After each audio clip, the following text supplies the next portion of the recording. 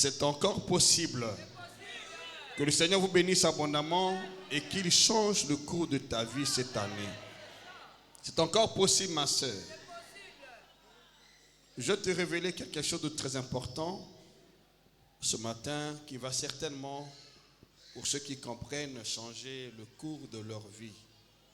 Il n'y a aucune année, d'après la volonté de Dieu, qui soit conçue dans les maux, dans les malheurs, dans les douleurs. Aucune année conçue par Dieu pour nous ne peut être porteuse de malheur. Toutes les années dans le plan de Dieu sont porteurs de bonheur. Mais cela ne se fait pas comme une baguette magique.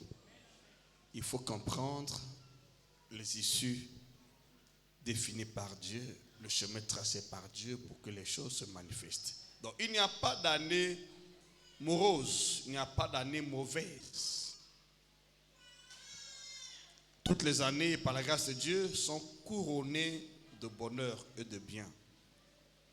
Toutes les années. Alors, toi qui parfois as une pensée erronée, croyant que les années se ressemblent, ou les années sont mauvaises, je te dis, ça c'est une mauvaise pensée qui émane de ta personne. Il n'y a pas d'année mauvaise dans le plan de Dieu. Alors je prie que ce matin, que quelqu'un parmi vous qui désire marcher avec Dieu de victoire en victoire, de succès en succès, dispose le cœur d'écouter. Parce que premièrement, il faut écouter. Que Dieu bénisse ton cœur. Qu'il dispose ton cœur, que tu écoutes la parole de Dieu dans sa profondeur. La parole de Dieu est capable de tout. Il n'y a rien qui soit impossible dans le cas de la parole de Dieu. Alors, que le Seigneur vous bénisse abondamment. On peut acclamer pour vous-même et pour le Seigneur. On peut acclamer plus fort que ça. Je ne te sens pas du tout. Tu peux acclamer plus fort que ça, s'il te plaît. Tu peux acclamer plus fort, s'il te plaît. Tu peux acclamer plus fort, s'il te plaît. Et soyez immensement bénis. Encouragez-vous les uns les autres. Félicitez-vous. Encouragez-vous, félicitez-vous. Félicite la soeur ou le frère qui est à côté de toi. Félicitations, que le Seigneur te bénisse et qu'il change le cours de ta vie. Félicitations, que le Seigneur te bénisse et qu'il change le cours de ta vie. Félicitations, félicitations. Félicitations, félicitations, félicitations. Que Dieu bénisse abondamment. Merci beaucoup. Veuillez vous asseoir dans sa présence. Que le Seigneur vous visite en particulier. Au nom de Jésus-Christ. Amen. Alors, nous allons continuer notre prédication du dimanche passé. Notre prédication de la fois dernière qui n'était pas achevée. Prions que le Seigneur nous dispose le temps de le faire ce matin. Alors avant de pouvoir s'envoler dans ce que le Seigneur m'a révélé ce matin, je vous prie d'aller avec moi dans le livre de Psaume 80. On va lire le 80 après. 80 et on va lire après. Donc le Psaume 65, verset 12. Psaume 65, verset 12.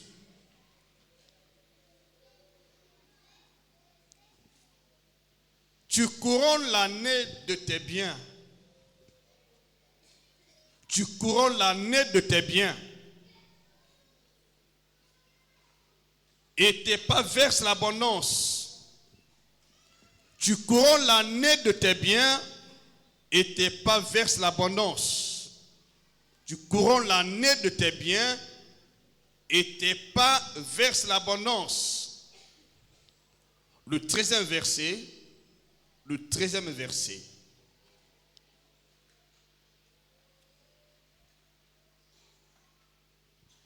Les plaines du désert sont abreuvées et les collines saintes d'allégresse. Verset 14. Les pâturages se couvrent de brebis et les vallées se revêtent de froment. Les cris de joie et de chants, les cris de joie et les chants retentissent Alors nous voyons ici dans ce passage que Dieu couronne l'année de ses biens. Chaque année dans le plan de Dieu est couronnée des biens. Pas de malheur, pas de maux, pas de douleur, pas de misère, pas de malédiction. Mais il y a une chose que nous devons comprendre. Bien que Dieu couronne l'année, c'est bien, mais ces biens ne peuvent pas se manifester dans la vie de chacun d'entre nous si nous ne comprenons pas comment cela peut être notre héritage, notre possession. Dieu couronne l'année, c'est bien. Donc toutes les années de Dieu sont couronnées de biens. Donc toutes nos années sont couronnées de biens. Toutes nos années sont couronnées de biens. Mais hélas, nombreux d'entre nous ne se réjouissent pas. Pourquoi? Parce qu'il y a des principes. Dieu couronne l'année de ses biens, tel que cette année 2026, dont le plan parfait de Dieu est couronné de biens. Donc, dans le plan de Dieu, il n'y a pas de malheur pour toi et moi pour cette année. Alors, si parfois tu penses que cette année sera donc semblable à celle que tu as vécue par le passé, tu te trompes. Et tu penses que ce que tu as vécu par le passé en mal va te poursuivre ou te suivre cette année, tu te trompes. Les années dans le plan de Dieu sont couronnées de biens. Mais cependant, nous devons connaître une chose. Dieu ne force jamais les bénédictions à son peuple. Il ne force jamais. Dieu parle, mais il ne fait pas tout. Dieu parle, mais il ne fait pas tout. Est-ce que nous ignorons? Dieu parle, mais il ne fait pas tout. Il peut dire, je t'ai béni, mais il ne fait pas tout. Il t'a vraiment béni aussi. Mais pour que cela se manifeste, tu dois engager ta foi. Il te bénit. Aujourd'hui, tout le monde, dans le plan de Dieu, était guéri. En Christ, nous sommes tous guéris. Nous sommes tous bénis. Dans le plan de Dieu, tout le monde est béni ici. Tout le monde est prospère. Mais pour que les choses changent, cela va de pair avec ta compréhension des choses de Dieu. Tout le monde est béni. Tout le monde est guéri. Tout le monde est délivré.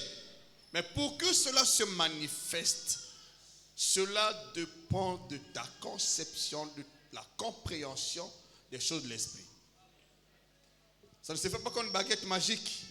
Puisque Dieu a couronné l'année de bien, automatiquement, tu te réjouis du bien. Ce n'est pas cela. Il a couronné l'année de bien, mais il doit d'abord être conscient. Je dois être conscient que cette année est couronnée de bien. Et c'est le couronné de bien. Quelle est ma part de responsabilité pour que ce bonheur ou ces biens deviennent mon héritage? Qu'est-ce que je dois faire? L'année couronnée de bien. Mais qu'est-ce que je dois faire? C'est comme notre pays, le Congo. Notre sous-sol est riche. Nous avons le pétrole. Nous avons le fer. Nous avons le calcaire. Nous avons de l'or. Oui, c'est notre sous-sol. Maintenant, comment faire pour tirer profit de ces richesses? Dieu a couronné notre sous-sol de biens. Notre sous-sol est riche. Il a béni le Congo par des fleuves, par des forêts, une terre arable. Mais pourquoi beaucoup de gens sont misérables et pauvres? C'est là où le bas blesse, peuple de Dieu. Dieu a couronné de biens cette année. Mais lesquels vont tirer profit de ce bonheur, de ces biens? Ce n'est pas tout le monde. Tout le monde au Congo n'exploite pas le pétrole. Hein? Tout le monde n'exploite pas le diamant ou de l'or ou le fer. Il y a des gens qui ont appris à l'école et qui sont experts dans le domaine, ce sont ceux-là qui tirent profit. Ce n'est pas tout le monde. Alors, tu peux venir à l'église tous les jours. Une église que Dieu a bénie, mais tu restes pauvre. Et parce que tu ne connais pas les enjeux qu'il faut. Tu ne connais pas les méthodes. Tu ne connais pas comment procéder, comment exploiter le bonheur que Dieu a placé dans le cours de l'année. Le bonheur est là, mais qui doit l'exploiter? Les biens sont là, mais qui doit les exploiter? Voilà le problème. Et notre problème, c'est celui-là. On ne vient pas à l'église pour chercher les bénédictions. Elles sont déjà là. Le bonheur est déjà là. La guérison est déjà là. Mais qui peut l'exploiter? Voilà ce qui compte. Tout ce que nous avons besoin dans le plan de Dieu nous a été déjà accordé. Colossiens chapitre 2. Colossiens chapitre 2. Verset 9, verset 10. Que le Seigneur te touche là où tu es. Il change ton témoignage. Si tu étais malade, pendant que je parle ici, que la parole de Dieu t'affranchisse, que les choses changent dans ta vie. Au nom de Jésus-Christ, dis un plus fort. Il dit, car en lui habite corporellement toute la plénitude de la divinité. Bonzambe evana nakati na ya kokoka. Bonzambe, la divinité c'est Bonzambe. Evana nakati na Yesu ya kokoka. Et ça n'a pas que je dangate. Mais tu vois aujourd'hui des gens qui sont là à l'église mais qui ne tirent pas profit. Je veux que tu comprennes pourquoi ta situation ne change pas. Ce n'est pas la faute de Dieu. Dieu n'est pas impliqué dans les maux, les malheurs ou les douleurs du peuple. Il n'est pas impliqué. Dieu n'est pas impliqué.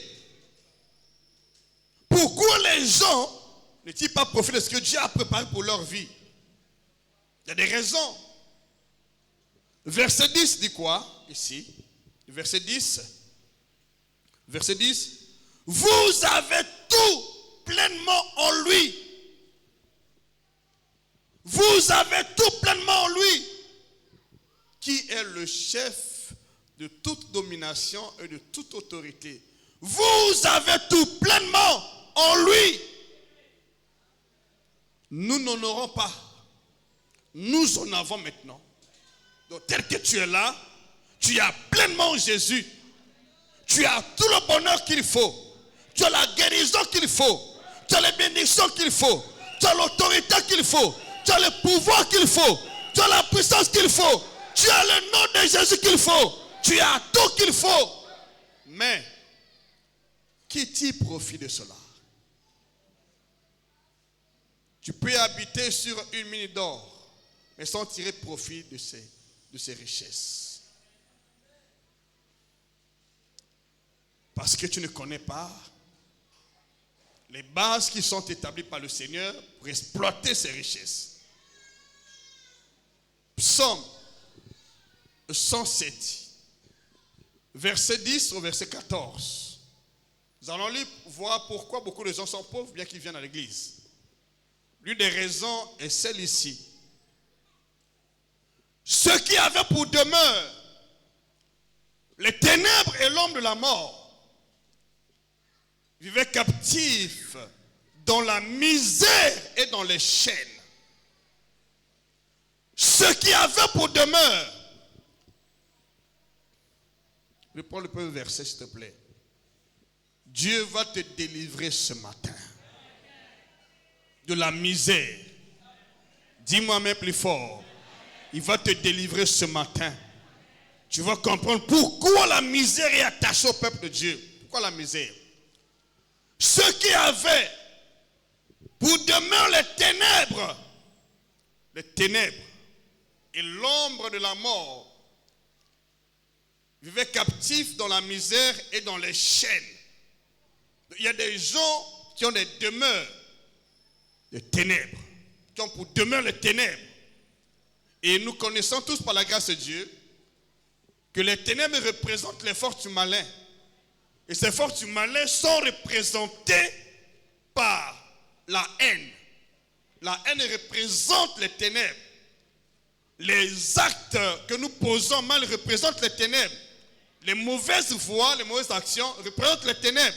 Donc, quand tu vis dans la haine, dans la jalousie, tu vis dans la médisance, dans les mauvaises voies, ta vie aura pour demeure les ténèbres.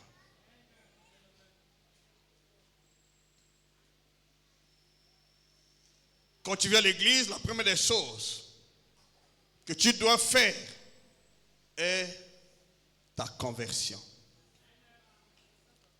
Ceux qui avaient pour demeure les ténèbres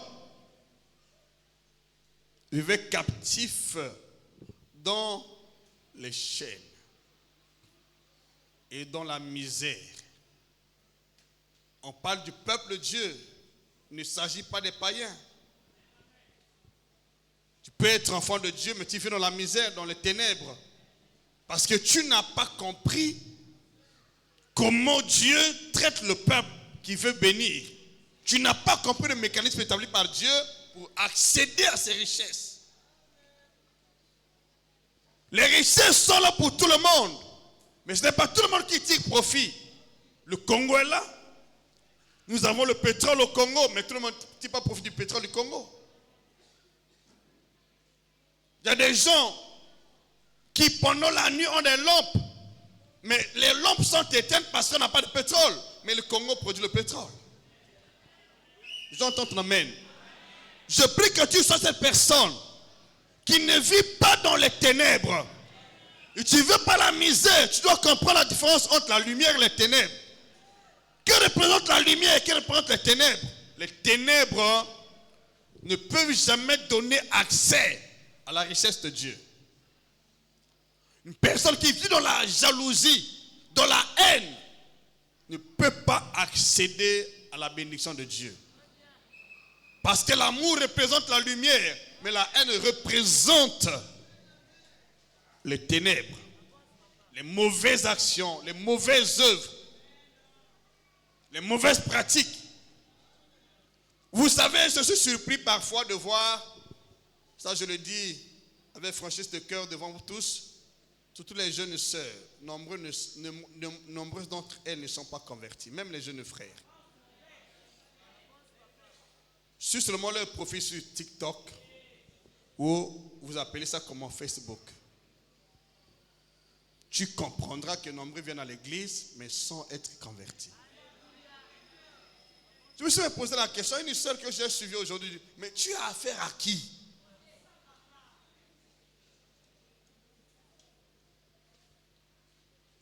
Cherche à développer ta vie. Que de l'exposer sur TikTok ou Facebook. Si tu as affaire à quelqu'un, va régler la situation.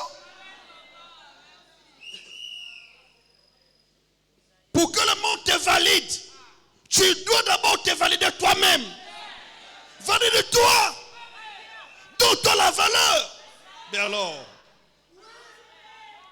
vois les jeunes sœurs sur TikTok, sur Facebook. Et qu'est-ce que tu enseignes aux gens, toi?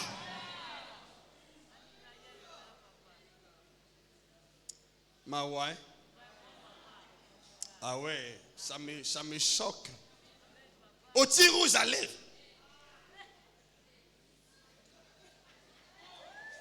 C'est quoi tu enseignes quoi aux gens?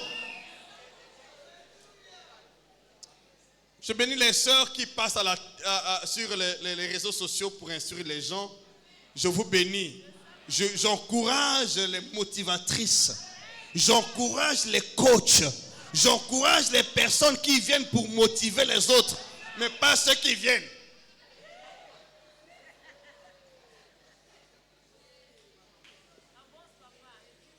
Tu n'as rien à faire. Tout ce crédit là, tu le perds seulement pour faire ça.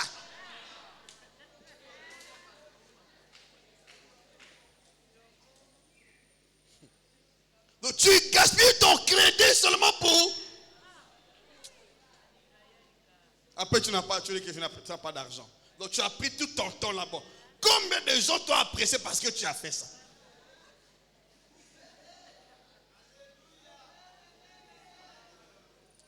Et lesquels le font? Quand elle trouve une prédication qui édifie, personne ne donne son point de vue. Et quand c'est des bêtises, tout le monde court vers là-bas. Je suis surpris de voir que le monde a pris une déviation terrible et dangereuse. Va sur les réseaux sociaux, tu vas comprendre cela. Église, s'il te plaît. Une personne qui connaît Dieu, qui prie Dieu, est un modèle dans la société. C'est un modèle dans la société.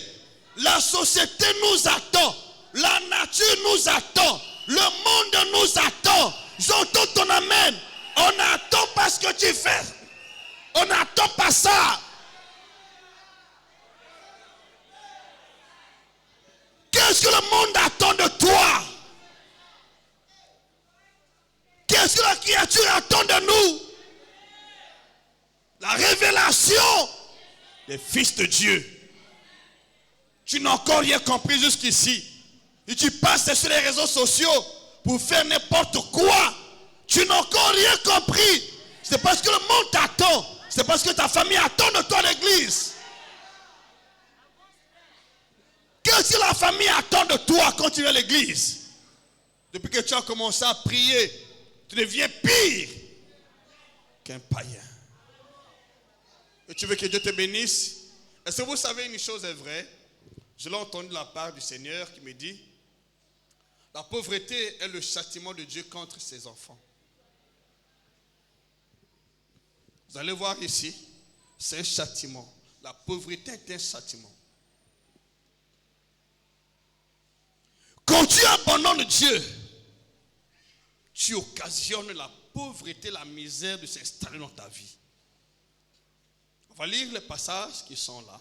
Vous allez comprendre pourquoi beaucoup de gens ne sont pas bénis. Choisis. Tu as le choix libre à faire. C'est à toi de se décider, ce n'est pas à Dieu de le faire. Je veux que tu comprennes. Ne perds pas ta vie ou ton temps à afficher les choses qui ne t'honorent pas.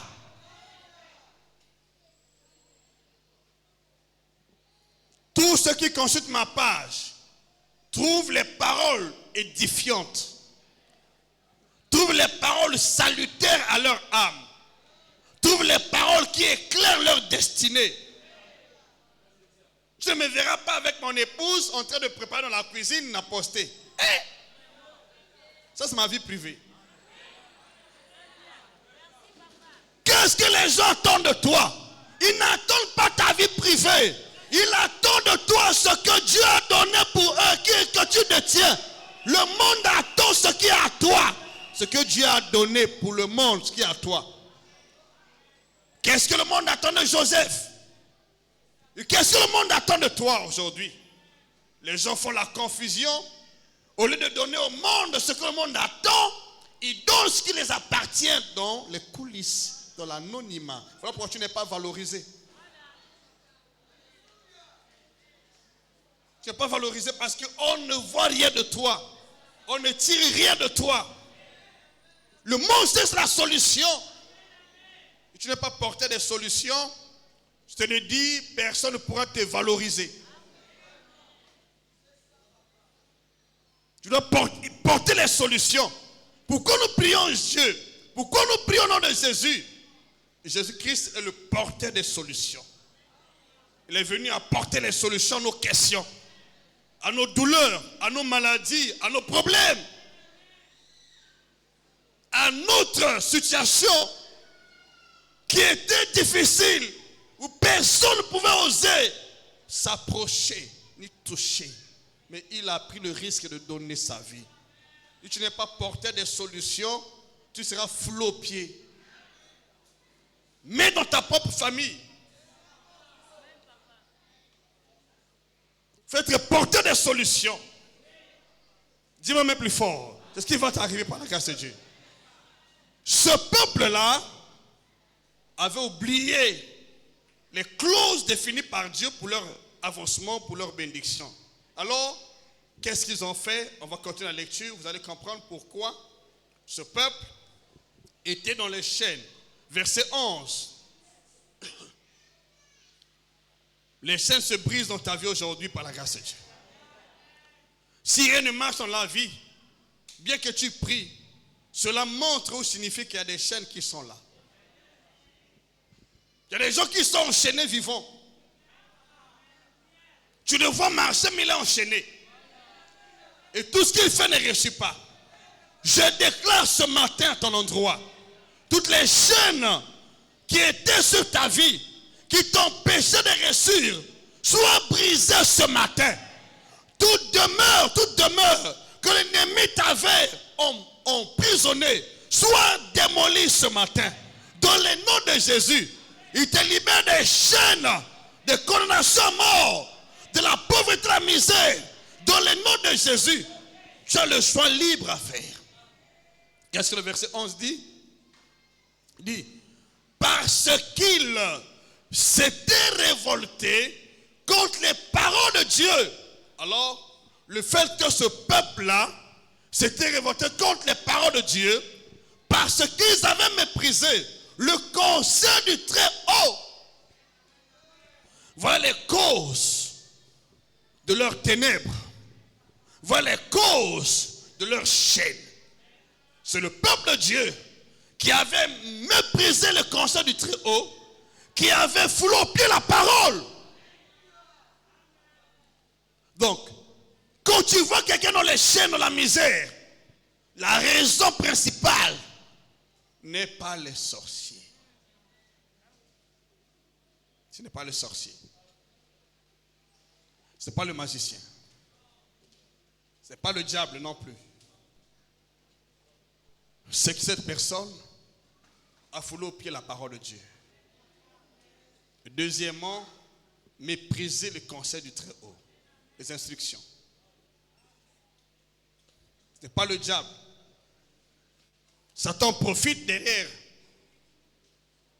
les personnes qui ont foulé au pied la parole de Dieu, qui désobéissent à Dieu. Quand tu désobéis à Dieu, tu donnes accès au diable. C'est comme dans le cas d'Adam. Adam avait désobéi à Dieu et Satan est rentré. Ananias et Saphir ont fait la même chose. Satan n'a pas accès dans la vie de ceux qui obéissent à la parole de Dieu. Quand tu désobéis à la parole de Dieu, désobéis à la parole de Dieu, il rentre. Pour prospérer dans la vie, le fait n'est pas d'être à l'église ou de prier. Je dois prier à base de la parole de Dieu. Premièrement, mon cœur doit être dévoué à la parole. Tu écoutes la parole de Dieu. Tu la pratiques au quotidien. Tu la médites au quotidien. Comme Josué. Josué chapitre 1. On va voir comment Josué réussit dans ses voies. Josué était sage. Il était attaché à la parole. Mais aujourd'hui, nombreux d'entre nous foulent au pied la parole de Dieu. Non, mais ne sont pas attachés à la parole. Tu viens à l'église, mais tu ne connais même pas ce qu'on a prêché aujourd'hui. Mais alors, Josué chapitre 1, verset 8. Verset 8. Josué chapitre 1, verset 8. Que ce livre de la loi ne s'éloigne point de ta bouche. De ta bouche. De ta bouche. On parle de la confession. De ta bouche. Médite-le nuit et jour pour agir fidèlement selon tout ce qui est écrit. Car c'est alors que tu auras du succès dans toutes tes entreprises. C'est alors que tu réussiras. Que ces paroles soient ton héritage. Je veux entendre ton amen. Tu peux réussir toute la vie sans échec, pourvu que tu comprennes comment le faire, comment y procéder. Ce n'est pas d'abord jeûner, prier, d'abord la parole. La parole. Tout ce que nous voyons ici par la grâce de Dieu. Mais cet édifice, cette construction, Et le résultat de la parole de Dieu par la bouche d'un homme de Dieu. C'est la parole de Dieu par le canal d'un homme de Dieu qui a produit tout ce que tu vois ici. Là. Qui a donné naissance à tout ce que tu vois ici. C'est la parole de Dieu. Et la même parole est dans ta bouche aussi. Que fais-tu avec la parole dans ta bouche? Que fais-tu avec la parole? Tout ce que nous voyons ici est le résultat de la parole de Dieu par ma bouche. Ce micro qui est entre mes mains est le résultat de la parole de Dieu par ma bouche. Le résultat de la prédication de la parole. Les déclarations prophétiques. Tout ce que tu vois au chemin de la gloire. Et le résultat, c'est le produit de la prédication de la parole de Dieu. Par le canal d'un homme. Alors imagine ta vie. Que fais-tu avec ta vie? Au quotidien. C'est là où le bas blesse. Que fais-tu chaque jour avec ta vie? Qu'est-ce que tu fais avec ta vie? Et avec la parole de Dieu qui est dans ta bouche. Que fais-tu? Qu'est-ce qui sort de ta bouche?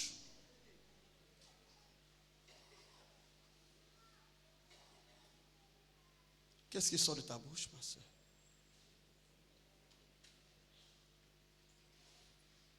Qu'est-ce que tu vois? Cette année, c'est encore la même chose qui va. Qui t'a dit que c'est la même chose? C'est toi qui le dis. Ce n'est pas Dieu qui le dit. Ce n'est pas ce que Dieu a dit. C'est ce que tu penses. Ce n'est pas ce que Dieu pense. Qui t'a dit que cette année est malheureuse pour toi? Qui te l'a dit? Personne. Mais c'est ta conception, c'est ta pensée à toi. Qui t'a dit que cette année est misérable pour toi? Personne. Pas Dieu. Mais ta pensée te fait croire, en rapport avec les événements tragiques que tu as vécus par le passé, que cette année va enfanter les cauchemars. Cette année va enfanter la misère. Ce n'est pas la volonté de Dieu. Mets premièrement dans ta pensée. Mets dans ta pensée que chaque année est couronnée de bien. Mais ce bonheur n'est pas profitable à tout le monde. Ce bonheur profite à une classe de personnes qui obéissent à la volonté de Dieu, qui marchent dans les voies du Seigneur. Simple. Ce n'est pas pour ceux qui négligent la parole de Dieu. Vous savez, le 31 décembre, nous étions nombreux ici. On a réalisé la traversée. Mais ce n'est pas tout. Tu peux traverser l'année.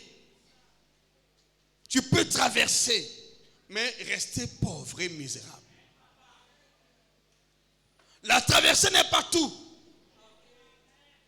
Tu peux traverser sans goûter l'année, ni ses bonheurs. Que faire après avoir traversé? Voilà ce qui compte.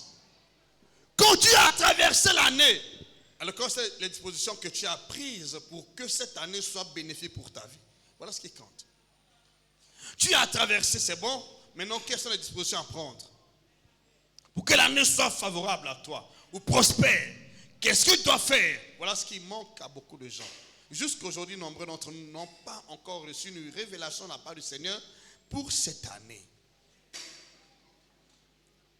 Rien ne peut marcher aussi longtemps que tu n'es pas connecté à Dieu, aussi longtemps que tu n'as pas reçu de la part du Seigneur une révélation claire concernant ta destinée en cette année.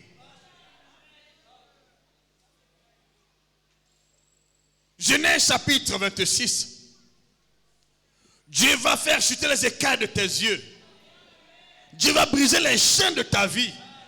Dieu va détruire les chaînes de ta vie. Il va détruire les demeures de ténèbres, où l'ombre de la mort, dans laquelle tu étais coincé, où tu te trouvais. Cette année n'est pas cela. Ce n'est pas un mauvais sort que Dieu a fait pour ta vie. Il a préparé les projets de paix pour toi et de bonheur. Tu dois te réveiller et prendre assaut tes richesses cette année-ci. C'est à toi de le faire. Alléluia. Dis un peu plus fort. Genèse chapitre 26. Verset. On commence au verset 1 jusqu'au verset 4. Le verset 12 au verset 14. Cette année, Dieu va t'impacter. Ta misère va changer en bénédiction. La maladie va changer en guérison. Dis-moi même plus fort, c'est possible. C'est la volonté de Dieu pour ta vie. C'est la volonté de Dieu pour ta vie. C'est le plan de Dieu pour ta vie. C'est le plan de Dieu. Et n'oublie pas, Dieu m'a mis à cœur cette année, c'est de former plus de 1000 millionnaires. Je te le dis, tous ceux qui croient en cela et qui vont s'impliquer vont gérer des millions cette année ou les années prochaines. Je te donne au plus 3 ans pour toi qui crois en cela. Si tu n'embrasses pas les millions, c'est que Dieu ne m'a pas envoyé. Je sais ce que je dis. L'argent cherche les personnes paisibles.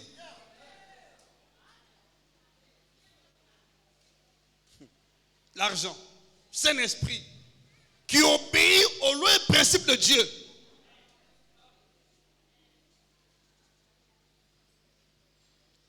Quand tu marches, tu obéis aux lois et principes de Dieu. L'argent va faire sa demeure chez toi. Mais dans le monde, l'argent cherche les banques pour s'abriter. Tu dois être une banque pour l'argent. Pour que l'argent vienne chez toi, tu dois être une banque.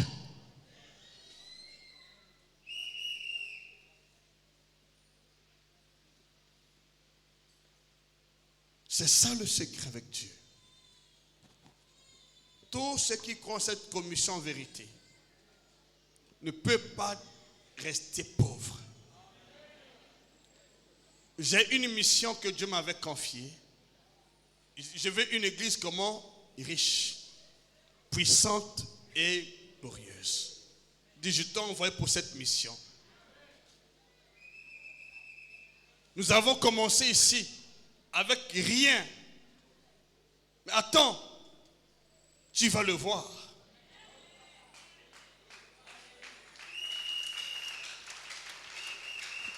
Je ne peux pas demander l'argent aux gens. Non.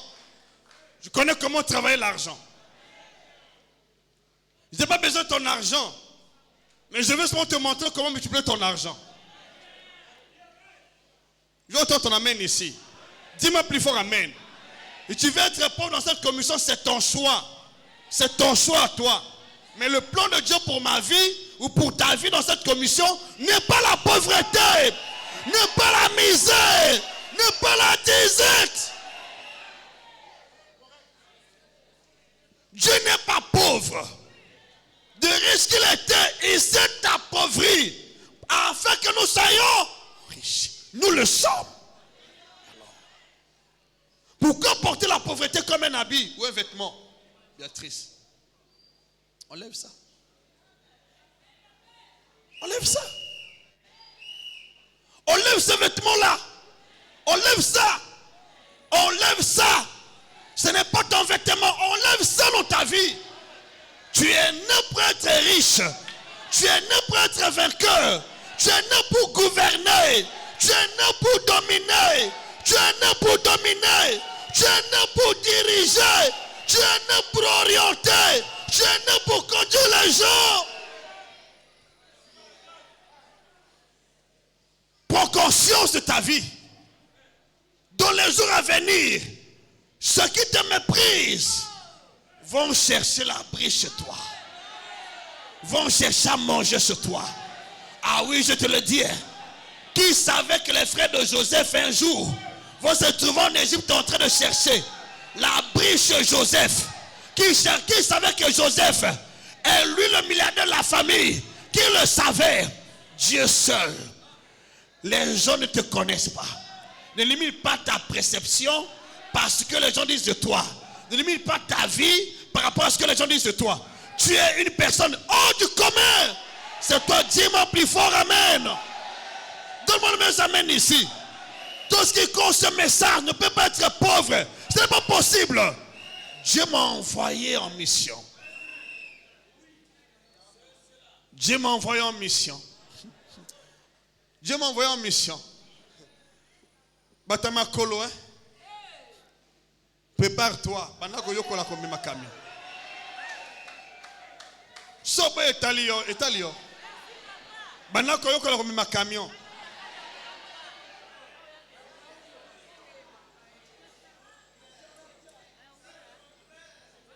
Tu vas voir ça de tes yeux. Les gens vont dire, mais ça c'est que les gens d'église. Je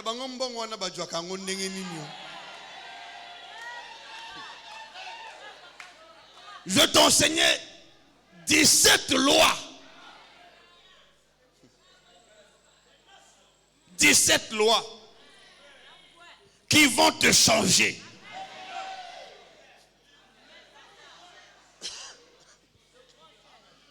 Cette loi, toi tu vas marcher dans les belles voitures.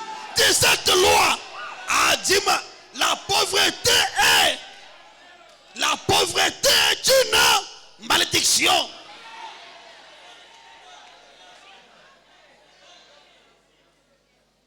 Comment tu vas être pauvre toute ta vie? Quand on parle de la richesse, les gens disent, non, la richesse, est-ce que Dieu est pauvre?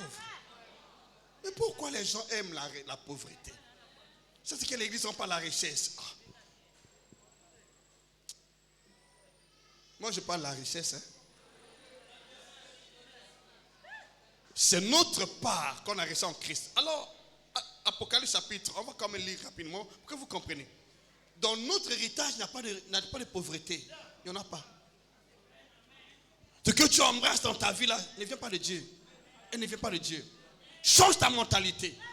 Apocalypse chapitre 5. Verset 12. Qu'est-ce qu'on a reçu de Christ? Qu'est-ce qu'on a reçu de Christ? Que ce qu'on a reçu de lui, il disait d'une voix forte, l'agneau qui était immolé est dit de recevoir la puissance. 1. 2. La richesse. Si tu es contre la richesse, c'est que tu es démoniaque. Mais oui. Comment est la richesse? L'agneau est digne, après avoir été immolé, de recevoir la puissance, premièrement, la richesse, la sagesse, la force, l'honneur, la gloire et la louange. Alors comment? Toi tu crois en Jésus? Tu es membre du corps de Jésus, tu vis dans la misère et tu dis que Dieu est avec toi. Comment ça? Ça c'est le monde à l'envers.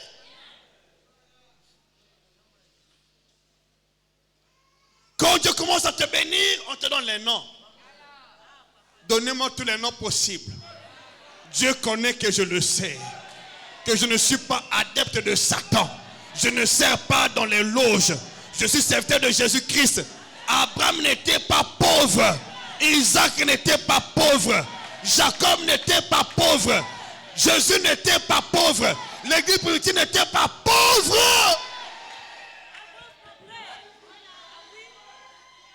Que cette église qui est dans la pauvreté, vous pensez que c'est l'église de Dieu. Actes chapitre 4. Je refuse la pauvreté dans cette église. Je refuse. Je dis non à la pauvreté dans cette église. Je dis non à la pauvreté dans cette église. Je dis non. Je dis non à la pauvreté. Je dis non à la pauvreté. Dans ta vie, dans ma vie. Je dis non à la pauvreté. Je dis non à la misère. Je dis non aux chaînes. Je dis non à la maladie. Dans le nom de Jésus.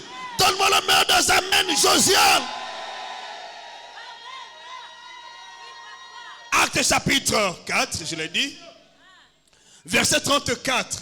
12. Verset 34. N'accepte pas ce qui n'est pas à toi, Maman Inès. Quelle est ton identité en Christ? Rosine. Quand il n'y avait parmi parmi eux. Ça, c'est le témoignage de la première église. Le modèle de toutes les églises. Car il n'y avait parmi eux aucun indigent. Qu'est-ce que ça veut dire? Ça veut dire quoi? Indigent, c'est qui? Hein? Indigent, c'est qui? Un indigent, c'est qui? Quelqu'un qui est béni? Prospère, n'est-ce pas? Un indigent, c'est qui? Dans cette église, il n'y avait pas d'indigent. Ça veut dire quoi? Ça veut dire quoi? Ça veut dire quoi?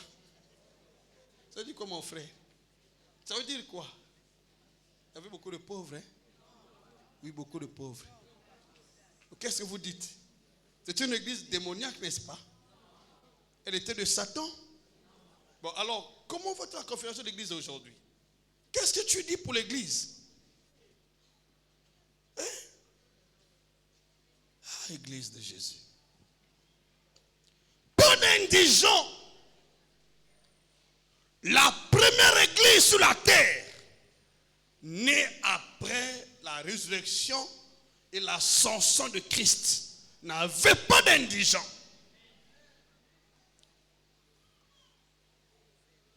l'église n'est pas dans sa véritable voie. Depuis un bon bout de temps, l'église n'est pas dans les rails. Le vrai modèle est là. Les églises qui sont construites actuellement ne reflètent pas ce modèle. Pourquoi? Je pose la question entre cette église et les églises actuelles. Quelle est la véritable église? Quel est le modèle?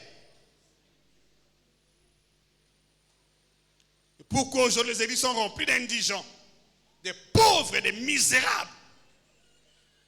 Et maintenant, on identifie l'église par la pauvreté. Quand tu pries, on sait déjà d'office que celui-là, il est perdu. Sa vie est déjà un échec. Mais dans le passé, quand tu priais, la famille était dans la joie, dans liesse. Parce que tu rapportais quelque chose à la maison. Mais aujourd'hui, quand tu pries, tu vides la maison pour amener à l'église. Et tu es pauvre, misérable. Où est la véritable église? La véritable église de Christ est reconnue par la puissance. C'était cela. La puissance. Vous recevez une puissance. Le Saint-Esprit survenant sur vous. Et vous serez mes témoins. Actes chapitre 1, verset 8. La puissance de la richesse. La richesse. De riche qu'il était, il s'est appauvri afin que nous soyons enrichis. La richesse. La richesse. La véritable église de Christ est remplie de puissance, remplie de la richesse. Et trois, la sagesse. Véritable église est reconnue par la sagesse de Dieu. La sagesse. Connaissez Jésus, il croissait devant Dieu et devant les hommes. Il était rempli de sagesse. Jésus de Nazareth. On peut dire amen.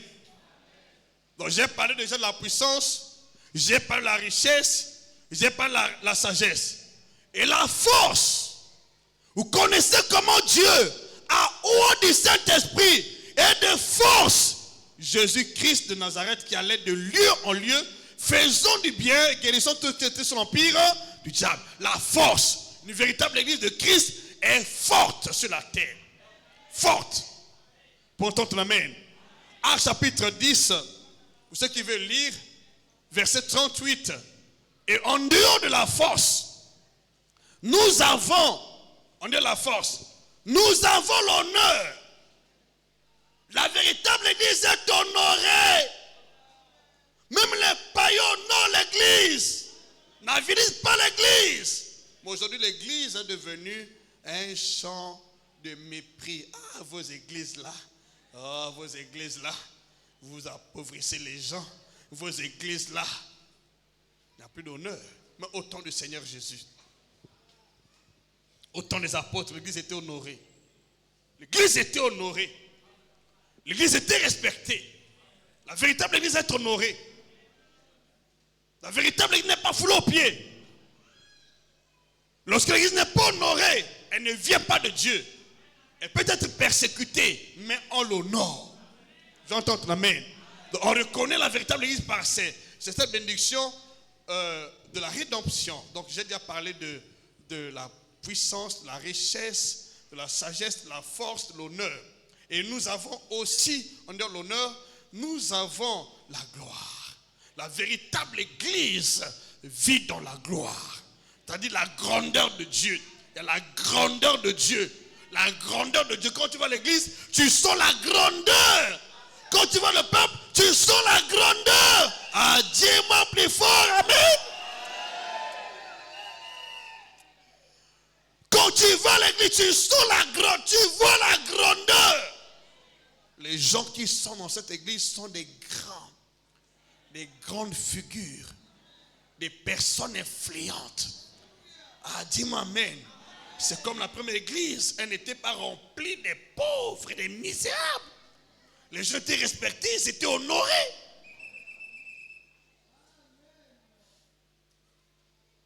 Ils étaient honorés. Tu peux que Dieu bénisse, hein? Votre église là, c'est une bonne église, hein? C'est cette appréciation là qu'on avait pour la première église. C'est pas vos églises là. Quitte. C'est pas notre héritage. Je ne suis pas envoyé pour ça. Nous avons un modèle déjà établi. C'est pour ce modèle que nous sommes là. J'entends ton amen si tu es là. Amen avec assurance. Avec assurance. Tu ne dois pas oublier ça. Alors, à la maison, prends ton temps de demander à Dieu de manifester ses bénédictions dans ta vie. Parce que tu es membre de son corps. Il n'y a pas de pauvreté dans ça. Et la dernière cartouche, ou la dernière bénédiction, c'est la louange. Vous voyez-vous, la première église était, les gens louaient hautement. Les apôtres étaient loués hautement. La première église, on louait hautement les apôtres. On les louait hautement.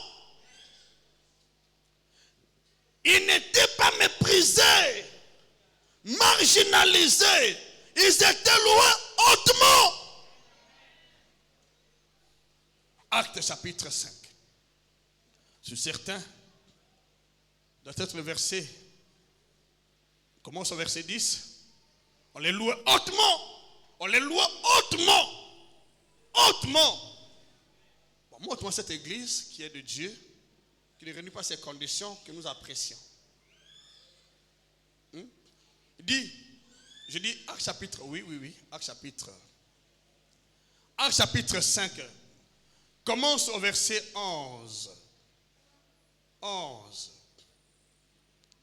Une grande crainte s'emparait de toute l'assemblée et tous ceux qui apprirent ces choses. Verset 12. Beaucoup de miracles et de prodiges se faisaient au milieu du peuple par des mains des apôtres. Ils se tenaient tous ensemble au portique de Salomon. Verset 13. Aucun des autres n'osait se joindre à eux, mais le peuple les louait hautement. Vous avez le mépris? Mais alors, quelle est cette église qui est méprisée que vous appelez église? Quelle est cette église qui est pauvre et misérable que vous appelez église? Quelle est cette église qui vit dans les dettes? Et les pasteurs sont des quémandeurs. Et les âmes sont des quémandeurs, vous appelez l'église.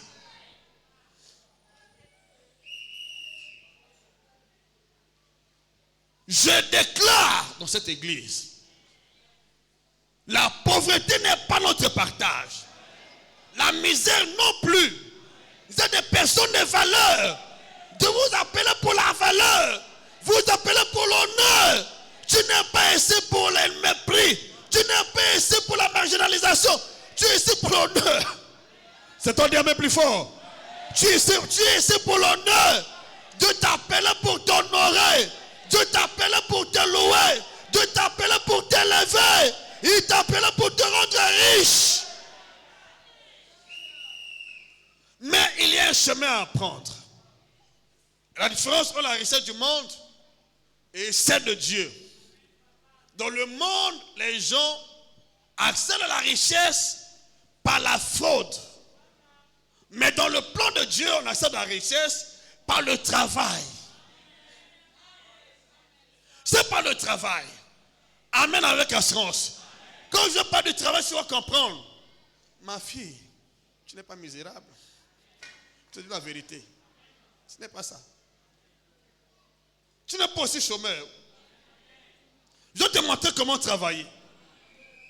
Cette église-là va faire sortir des PDG, des grands chefs d'entreprise, les hommes et les femmes d'affaires puissants de notre nation vont sortir de cette église. Beaucoup d'hommes d'affaires et femmes d'affaires de poids de qualité vont sortir de cette église. J'ai toujours dit, mais si tu ne crois pas, ça va s'accomplir. Tu vas le voir toi-même. Oui, tu vas le voir. Tu vas le voir. Qui croyait qu'on va bâtir? Personne ne croyait. Tu vas voir. Il y avait du Bordeaux ici. Hein? Il y avait du Bordeaux ici. Il n'y avait pas de voie par ici, il n'y a pas de voie ici. Aujourd'hui, l'avion est praticable, tout le monde passe par ici. Hein? C'est ce que les gens vont faire dans ta vie dans les jours à venir. On va passer toujours par toi pour être béni. On va passer par toi, reçois la grâce. On va passer par toi, reçois la grâce. On va passer par toi, reçois la grâce. Elle est attachée à toi. Ceux qui t'ont méprisé vont passer par toi. Pour être bénis vont passer par toi. Ils vont passer par toi. Ils vont passer par toi. Pour être bénis, ils vont passer par toi.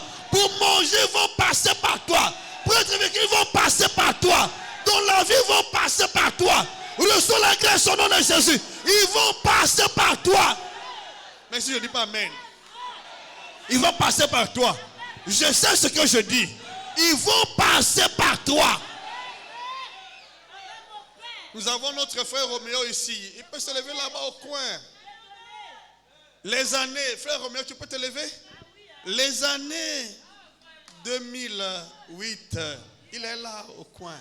Les années 2008, 2009, même 2010, il passait par des moments difficiles avec son épouse. Il n'avait pas là où loger. Aujourd'hui, il a intégré sa maison. Tu ne vas pas t'arrêter là, je te déclare. Il y a encore l'avenir pour toi. Tu vas monter, encore monter. Tu rentres la dimension des milliards et des milliardaires. Recevez son nom de Jésus. Je vais te montrer, par la grâce de Dieu, comment travailler l'argent. Dieu veut que nous travaillions. Dieu est contre l'amour d'argent, mais il veut que nous travaillions l'argent. Il veut que nous travaillions quoi? Mais il ne veut pas que nous soyons amoureux. Mais il veut que nous travaillions, mais pas être amoureux. Très bien. Exode. Exode 31. Exode 31. Exode 31.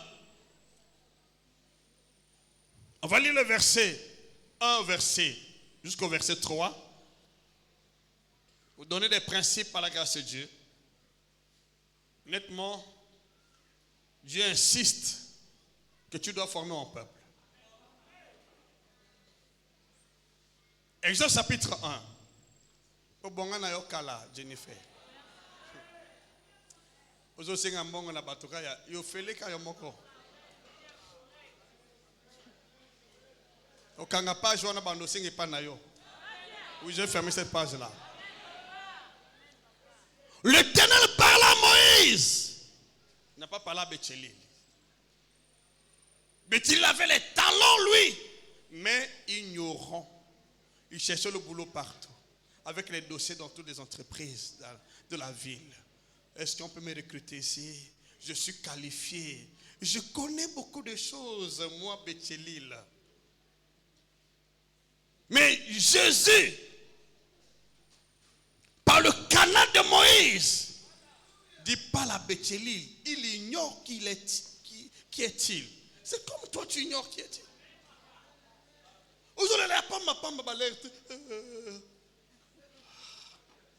Qu'est-ce que tu cherches? Mais attends, toi. Il y a toi là. Béthelil avait des dons, des talents, mais ignorant. Je te réveille ce matin.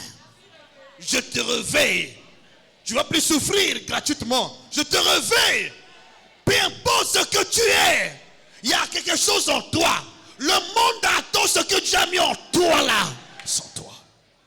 Et qu'est-ce que Dieu dit à Moïse? Dieu parle à Moïse et dit, verset 2. Sache que j'ai choisi Béthelil. Mais Béthelil ignorait qu'il était choisi. Michel. Sache que j'ai choisi Béthelil, fils d'Iri, fils de Hur, de la tribu de Juda. Je l'ai choisi. Mais il ignorait. Il ne connaissait pas. Azole Lanzala. Mosale Zate. Makambesi Mbagate. Mende Makamote Zanakat Naimoko. C'est ce que beaucoup de gens sont en train de faire. Le pétrole est là. Mais comment l'exploiter? Les richesses sont là. Comment les exploiter? Voilà. Tu comprends ce que je dis? C'est ce que tu es. Oublie ça. Refuse ça. Quand je dis que je vais former plus de 1000 millions, je sais pourquoi je le dis. D'abord, je n'ai jamais flatté les gens. Il ne flatte pas les gens. Naboya ki mosala hein. Pona chomete. Pona nalia makasate. Jamais de la vie. Ce que je gagne en Christ est plus que ce que le travail me donne. Ce qui est en toi. Tu vas voir quand tu vas exploiter ça.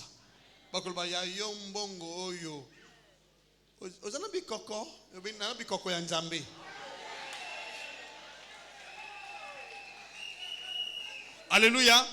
Béthelil là qui n'est loco. Il fallait Moïse. Il fallait Dieu. Il parle à Moïse et Moïse parle à Béthelil. Je te parle ce matin. Que l'Esprit de Dieu en toi, le potentiel qui est en toi, se lève et se réveille. Que ton potentiel se réveille. Tu n'es pas n'importe qui. Prends ta vie au sérieux. Tu n'es pas n'importe qui. Tu n'es pas un vent de pied. Une personne de valeur. Reçois la grâce au nom de Jésus. Dans les jours à venir, toi, qu'on avait méprisé, prends ta vie au sérieux. S'il te plaît, démarque-toi des autres. Pendant qu'ils sont en train de faire les blagues, exploite ce que Dieu a mis en toi. C'est tout. J'ai choisi Béthelil. Pourquoi la choisi Béthelil?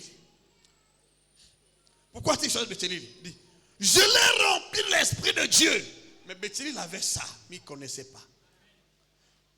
Il voyait que c'était juste des simples cauchemars, des rêves. C'est ce que beaucoup de gens pensent. Tu es en train de travailler souvent dans les songes. Il y a beaucoup de gens derrière toi. Mais tu penses que c'est la blague. Il y a des gens qui te suivent. Attention, Simbaï. C'est son héritage. Les gens qui te suivent, qui viennent travailler, chercher le boulot ou chercher l'argent chez toi. Mais tu penses que c'est la blague. C'est ce que Dieu dit que tu es. C'est ce que tu es. Est-ce que tu es? Mais comment gères-tu ce potentiel? Comment tu le gères?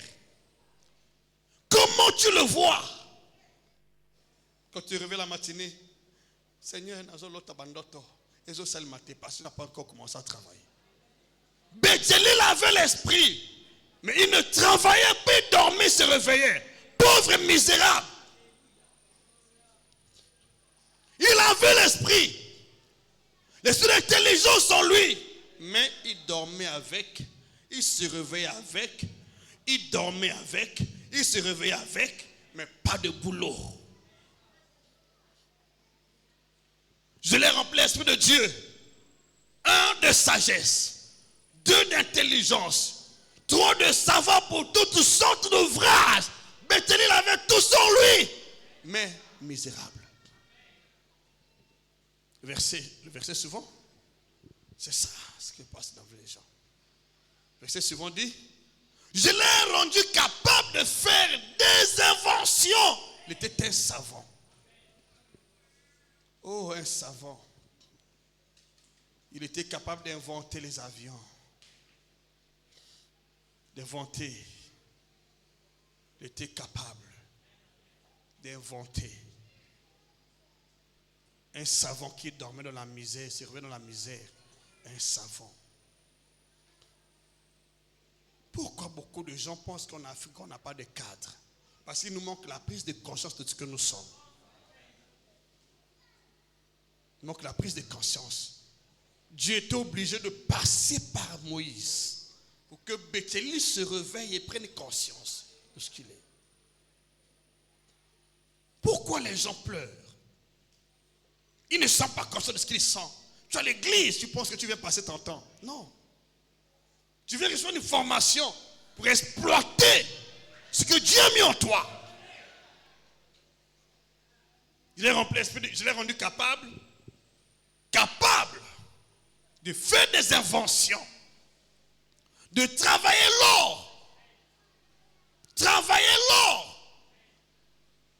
l'argent, les reins. Tout ça, c'est Béthélie.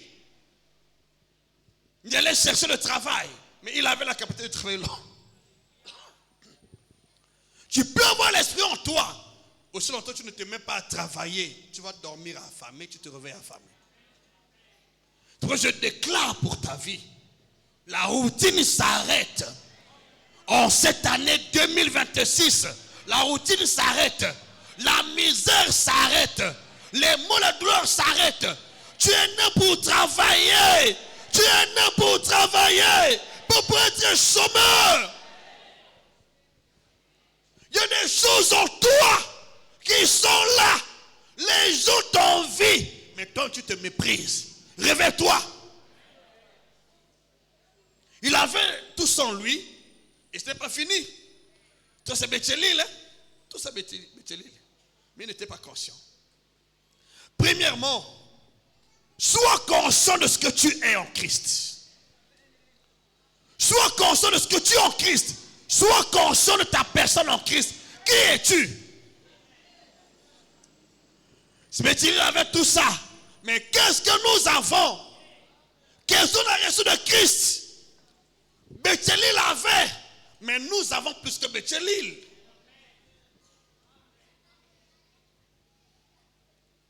Je viens de citer ça.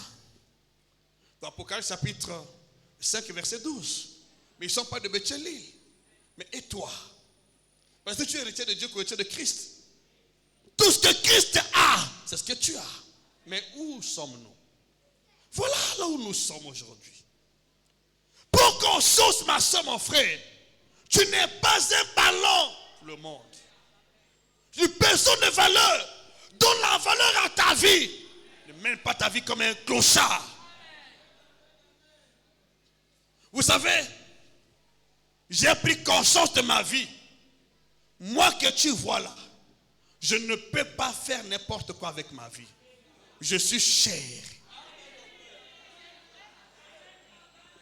Je vaux le prix du sang de Jésus pour mon salut. Je suis racheté un grand prix. Je ne suis pas n'importe qui. Satan m'envie. Les francs-maçons m'envient. Les magiciens m'envient. Parce que ce que j'ai, ils n'en ont pas. C'est ce que tu as en toi, les gens n'en ont pas. Tu n'es pas n'importe qui. Pour qu'on sorte de ta vie, ne vaut pas ton quotidien. Tu es plus que ton quotidien. Pour conscience, 1 Corinthiens chapitre 6, verset 19. Prends conscience, tu n'es pas n'importe qui. Pourquoi tu te méprises? Parce que tu dors dans une maison inachevée. Parce que les conditions de vie ne sont pas du tout. Parce que tu n'as pas encore commencé à travailler. Exploite ce qui est en toi. Avant que Joseph ne travaille, il était floppié même par ses frères. Lorsqu'il a commencé à travailler, l'esprit a commencé à se manifester. Vous savez, pour que l'esprit de Dieu en toi se manifeste, il doit rencontrer le travail. Et tu ne travailles pas, il dort. Ne travaille pas, il ne peut pas te bénir, il ne peut pas t'enrichir. Mais si tu travailles, alléluia, ça va arriver. J'entends ton amen ici. Ça va t'arriver. Prends sérieux ton travail, fais bien ton travail. Fais bien ton travail, fais bien ton travail. Fais bien ton travail, fais bien. Si tu fais le commerce, fais bien ton commerce. Tu vends, fais bien ce que tu fais. Fais bien tes gâteaux. Fais bien ta chevelure. Fais bien, fais bien. Tu es béni, fais bien ce que tu sais faire. Fais-le bien.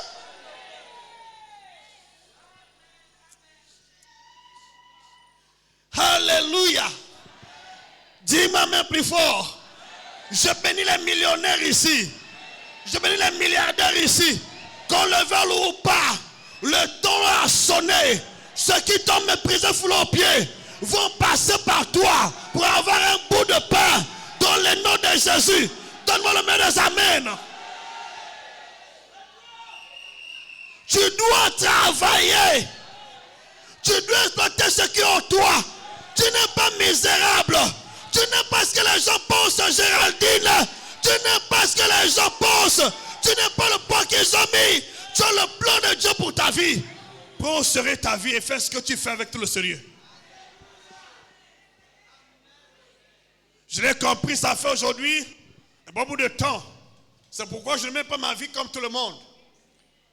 Je sais que je suis cher. Je dois me préserver de tout. Je suis cher. Mon salut a fallu la vie de Jésus. Mon salut. Pour que je sois racheté. Jésus-Christ a donné sa vie pour moi. Moi. Maintenant, finalement, qui suis-je? Comment tu te vois? Ce n'est pas le bout de pain qui qualifie qui tu es. C'est Dieu qui dit que tu es. Tu peux être le plan de Dieu, mais si tu ne connais pas ce que tu es, tu dors affamé, tu te réveilles affamé.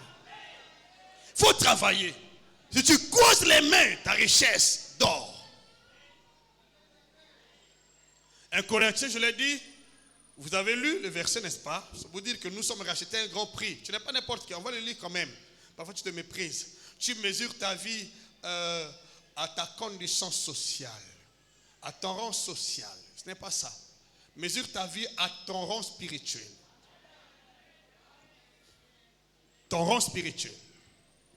1 Corinthiens rapidement. 1 Corinthiens chapitre 6 verset 19. Il dit, ne savez-vous pas que votre corps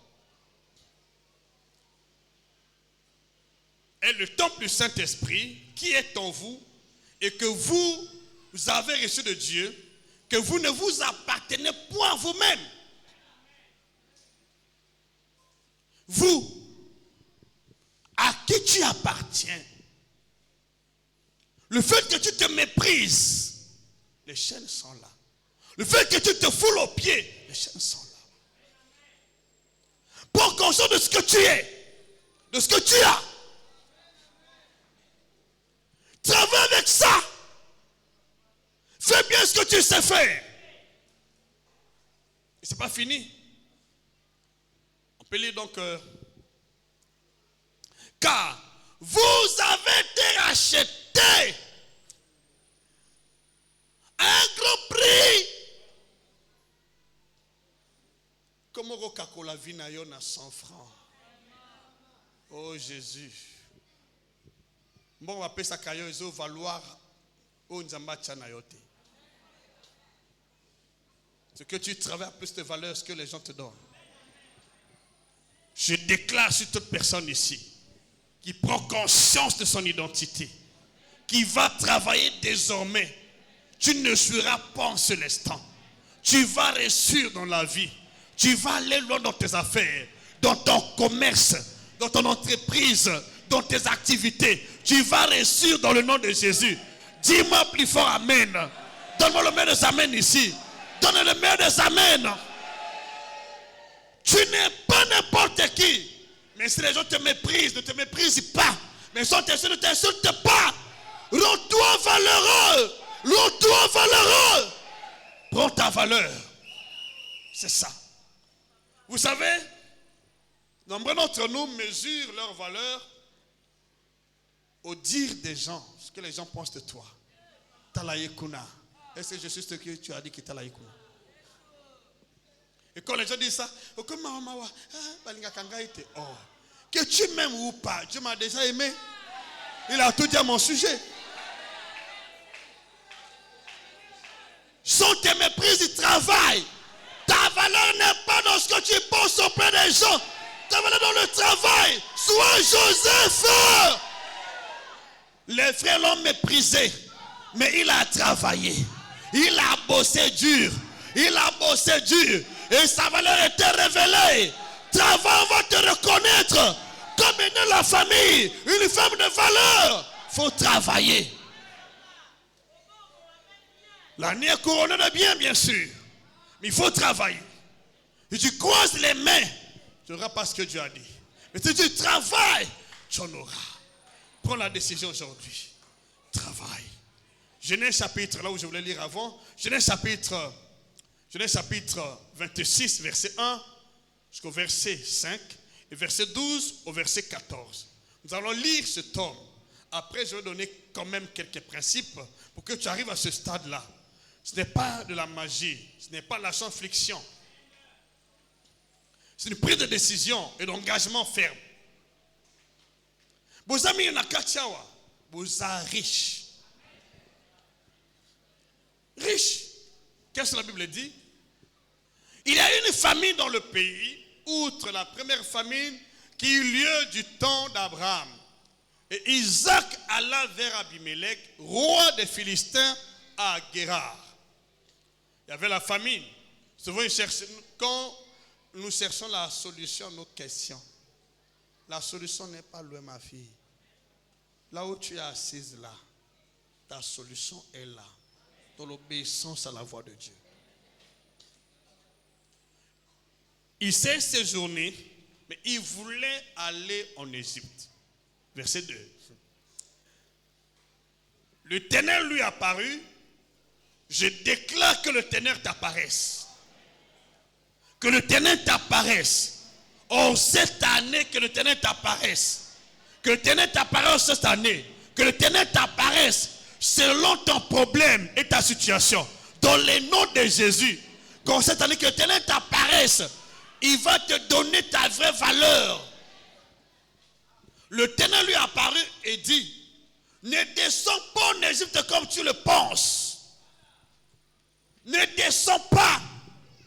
Ta richesse n'est pas en Égypte. Tu dois travailler à quelque chose en toi. Il voulait aller en Égypte. C'est comme beaucoup de gens projettent. Si aux États-Unis, j'aurai l'argent. En Europe, j'aurai l'argent. Tu parles aux États-Unis, pauvre. Okozonga wana koli. Pensez qu'aux États-Unis, il n'y a pas de chômeurs? Combien de nos frères sont aux États-Unis qui sont devenus riches aujourd'hui? Si Dieu avait défini que tu seras béni là-bas, d'accord. Mais si tu forces, tu ne seras pas béni. Tu ne seras pas béni. Je suis au Congo ici. Je voulais voyager. Ça fait des années. J'avais déjà mis au point le mécanisme pour quitter le Congo. Dieu me dit, tu ne quittes pas. Ah! J'avais dit à mon épouse, bon, je dois voyager. Après, je viendrai vous chercher. Hein? Ok, Dieu dit, tu ne quittes pas.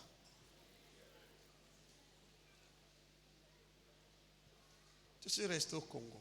Pas parce que je l'ai voulu, c'est parce que Dieu a voulu que... Sinon, je ne sais pas au Congo. J'ai déjà pris des attaches pour aller aux États-Unis, séjourner pour moi aux États-Unis. Si je veux venir au Congo, je reviens. Mais Dieu dit, reste ici.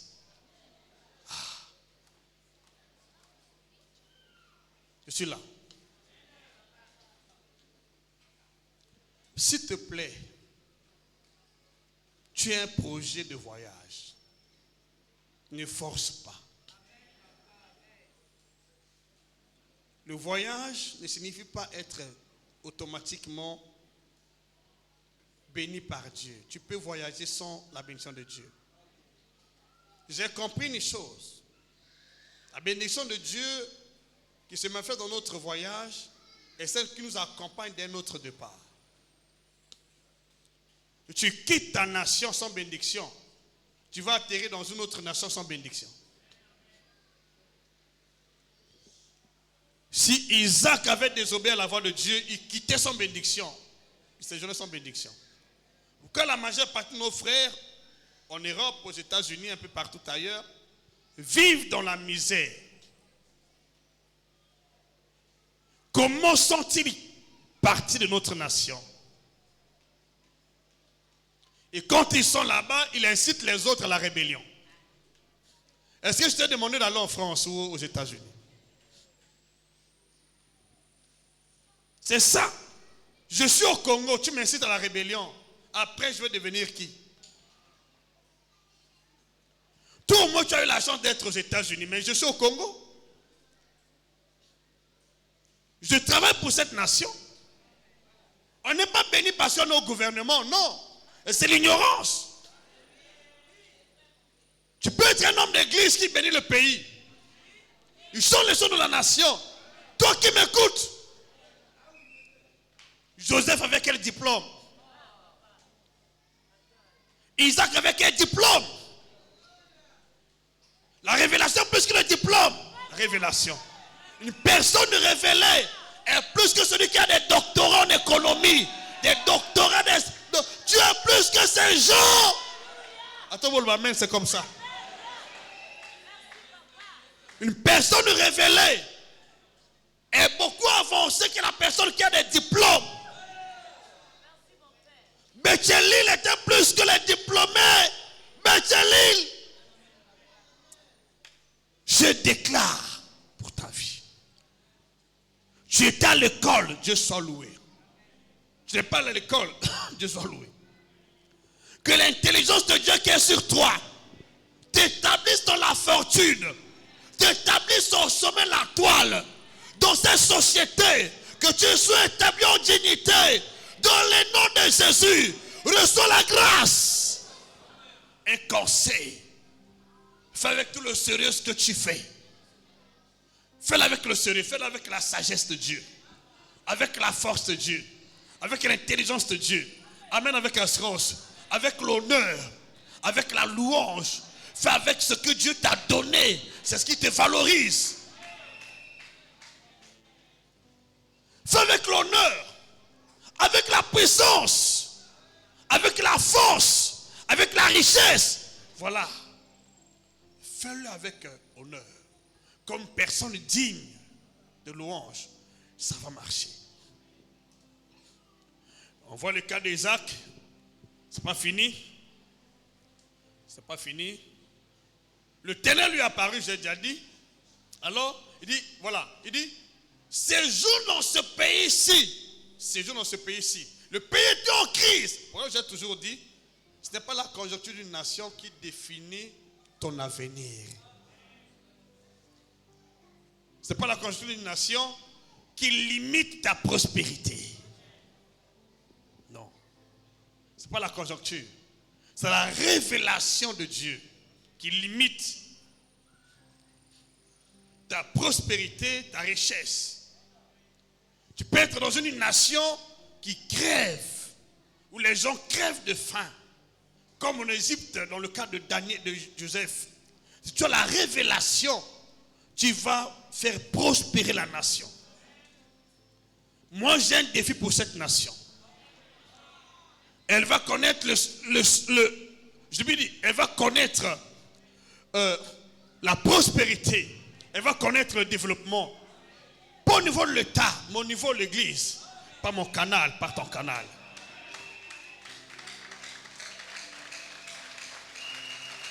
Je sais ce que je dis. Ce ne sont pas des hommes de Dieu bénis au Congo. On va me citer, on va te citer. Je prends ma part. Ça n'engage que toi. Ce ne sont pas des hommes de Dieu bénis en cette nation. On va citer mon nom, on va citer ton nom, on va nous citer 10 mots plus fort. Vois l'histoire de notre père l'évêque au Nigeria, mais dans le monde entier. Quand on parle des hommes de Dieu riches et bénis, on ne peut pas un seul instant s'abstenir de citer son nom. Dans ta famille. Mais quand on va pas des riches, le nom, comment c'est ton premier, c'est le nom d'eux. Pour la décision, fais-le. Donc ce ne sont pas des riches, ta famille. Les personnes nanties dans ta famille. Le premier nom qu'on va citer. Le premier nom qu'on va citer. Cite bien ton nom. Le premier nom qu'on va citer. Le premier nom qu'on va citer. C'est ton nom de Jésus. Ah oui. Travaille. Tu vends les beignets, fais-le bien. Tout ce que tu fais, fais-le bien. Tu sais quoi faire, fais-le bien. Fais-le bien. Je vais te montrer comment faire avec expertise, selon la volonté de Dieu. Pourquoi la différence dans l'église? Pourquoi tous les hommes de Dieu ne sont pas bénis? Pourquoi tous les hommes de Dieu ne sont pas bénis? Le savoir-faire. Le savoir-faire qui fait la différence. Les gens qui font le travail avec négligence, les gens qui ont la vision. La personne qui a la vision ne travaille pas comme une personne sans vision. Il a des buts à atteindre, des objectifs à atteindre. Au quotidien, il travaille pour atteindre un but. C'est ça qui fait la différence. Quand tu te réveilles la matinée, tu vas au boulot, les autres dorment à la maison. Ceux qui vont au boulot et ceux qui dorment à la maison ne peuvent pas avoir le même sort, à condition que celui qui va au boulot sache planifier et avoir des objectifs. Tu n'as pas d'objectif, tu vas au boulot. Et la personne qui dort à la maison, vous aurez le même sort.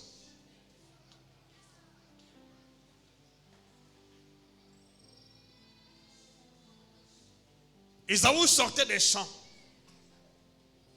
Jacob était à la maison. Ésaü n'avait pas de lentilles. Il a vendu son droit de naissance, bien qu'il travaillait. La personne qui est restée à la maison avait de la lentille. Il a vendu son droit de naissance. Pourquoi Ésaü n'avait pas de lentilles? Comment prenait-il son travail? Je suis homme de Dieu, mais je ne travaille pas comme tout le monde. Je mets une valeur ajoutée à ce travail. Je suis sérieux dans ce que je fais. Sérieux. Très sérieux. Ah oui. J'ai fait 12 ans au pied de mon père spirituel. Par la grâce de Dieu, nous avons construit une église comme celle ici. J'ai acheté une deuxième parcelle. Nous avons construit avec les locaux, les maisons de location. Ça est là à Makayabou, ceux qui vont à Makayabou. J'ai au total 26 ans dans le réveil. Et j'ai 20 ans à la tête de l'église. Ou plus de 20 ans. Donc voilà, j'ai 22 ans à la tête de l'église. En 22 ans, mon ministère n'est pas un échec.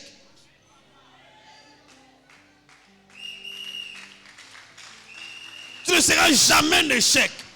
Dis-moi même plus fort. Et avant de partir, de quitter, quand Dieu m'appelle dans cette commission, j'avais acheté un bus de l'église. Le bus marchait ici. Et moi-même, j'ai acheté des parcelles pour moi, sous commission. Quand moment où je quittais, je pars devant le Saint-Esprit. Le compte de l'église était garni. On avait plus de 3 millions, j'avais remis.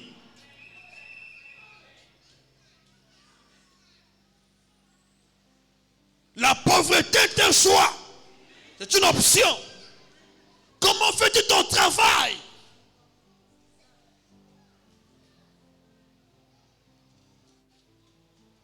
J'ai travaillé honnêtement. Et si je travaille honnêtement, il y a des gens qui pensent que je vais échouer. Ah, au regretter vie. Ah ouais. Tu as affaire à quelqu'un qui a une tête spirituelle, une tête bien rodée, qui ne fait pas des choses par hasard, qui sait ce qu'il fait. Dieu m'est plus fort. Je te le dis aujourd'hui, mets ça dans ton calepin. Tu vas te rejoindre à cette commission. Tu auras le travail ici. D'abord tu vas embaucher les gens, toi. Je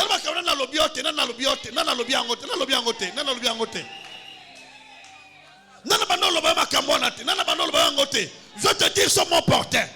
Tu n'es pas n'importe qui. Toi. Ah. Kotou Moulangate, s'il te plaît. Je parlais trop loin aujourd'hui. Tu n'es pas n'importe qui. Tu n'es pas n'importe qui.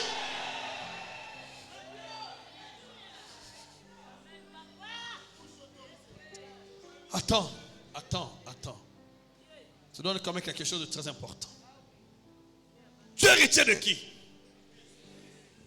Héritier de qui? De qui? De Dieu, non? N'est-ce pas? Note ça. Tu suis héritier de Dieu. Note dans ton calepin. Maintenant, qui est Dieu pour toi? Donc, tu es héritier de Dieu pour avoir la pauvreté? Tu es héritier de qui? De qui? Qu'est-ce que Dieu dispose? Qu'est-ce que Dieu a? Et note-toi. Tu es héritier de qui? De qui? Qu'est-ce que Christ dispose? On va quand même lire celui-ci. Jean chapitre 3, verset 35.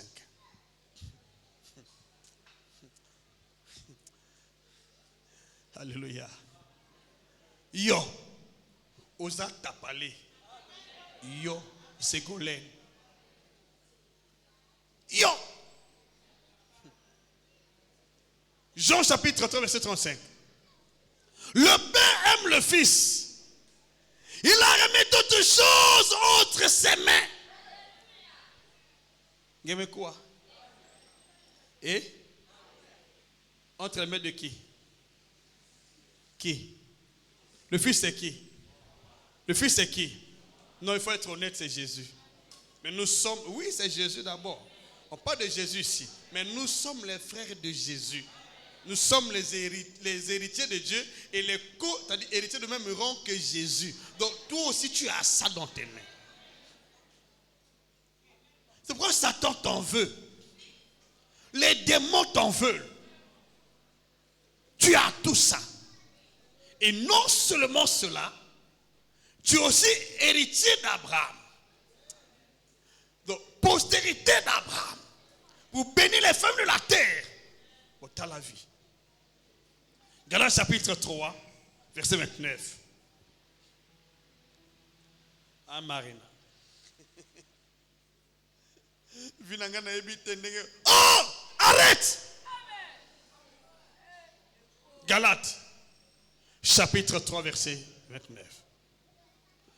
Si vous êtes à Christ, vous êtes donc postérité d'Abraham. Héritier selon la promesse. Héritier selon quoi? Postérité d'Abraham. Héritier selon la promesse. Donc, postérité d'Abraham. On va mettre un point ici. Notre postérité, note ça en gros caractère dans ton cahier. Postérité d'Abraham, note. On va revenir sur cette question. Postérité d'Abraham. Pourquoi postérité d'Abraham? Maintenant, repartons dans là où nous étions. Repartons, maintenant tu vas comprendre. Postérité d'Abraham. Avant de repartir, je vais lire un verset ici. Genèse chapitre 24, verset 35. Genèse. On va lire ce passage. La pauvreté doit te quitter aujourd'hui. Dis-moi amen. Tu ne peux plus marcher avec ça. La misère doit te quitter aujourd'hui et pour toujours. Refuse ça. Genèse chapitre. Voilà. L'Éternel a comblé. Notez bien ce passage. L'Éternel a comblé de bénédictions mon Seigneur qui est devenu puissant. Il lui a donné des brebis et des bœufs, de l'argent et de l'or, des serviteurs et des servantes, des chameaux et des ânes. Dieu a donné à Abraham. Maintenant, tu as quel héritage? Écoutez-moi bien. Quand on parle de la bénédiction d'Abraham, on fait allusion à la bénédiction de Dieu pour les familles de la terre. Ce n'est pas la bénédiction de Dieu au ciel. C'est la bénédiction de Dieu qui concerne les familles de la terre. Et cette bénédiction n'est autre que les richesses de Dieu dans ce monde. C'est que Abraham a savouré. Et nous sommes censés savourer dans ce monde. Ce n'est pas un péché. Christ est mort pour deux choses nous concernant. Il est mort pour nous donner la bénédiction d'Abraham, premièrement. Et deux, pour nous donner la bénédiction spirituelle dans les célestes. Prenez cela. Christ est mort pour nous donner la bénédiction d'Abraham. En tant que postérité d'Abraham. Il nous donne la bénédiction spirituelle dans les célestes. En tant que fils de Dieu. Fils de Dieu. Donc nous avons la bénédiction prophétique de la part de l'homme de Dieu, tel que se déclare sur ta vie. Et nous avons la bénédiction d'Abraham pour les familles de la terre. Nous avons la bénédiction de Dieu dans les célestes en tant que fils de Dieu. Prends ces versets rapidement. On n'a pas assez de temps pour décortiquer cela. Prends d'abord celui ici. Galates chapitre 3, verset 13 au verset 14. On va lire ce passage. Il dit, Christ nous a racheté de la malédiction de la loi, étant devenu malédiction pour nous. Car il est écrit, maudit soit quiconque est pendu au bois. Verset 14. Pourquoi est-il mort sur la croix? Pour toi et pour moi. Pourquoi?